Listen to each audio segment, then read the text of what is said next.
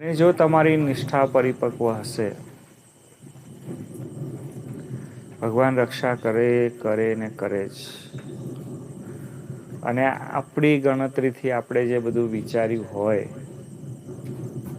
બરોબર ને, આપણે આપણી ગણતરીથી જે વિચાર્યું હોય, કેમ કે આપણે શું વિચાર્યું હોય, 2020માં આ કરીશ, 2021માં આ કરીશ, 2022માં, 2025માં, 2030માં આ, આપણે બધા એ કરી રાખ્યા હોય અને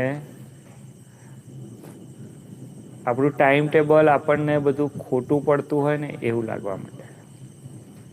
આપણને આપણે અશક્ત લાગવા માંડીએ, આપણે સામર્થ્યહીન લાગવા માંડીએ, આપણે જે કાંઈ કરીએ એ બધું ઉલટું થતું હોય એવું બધું લાગે.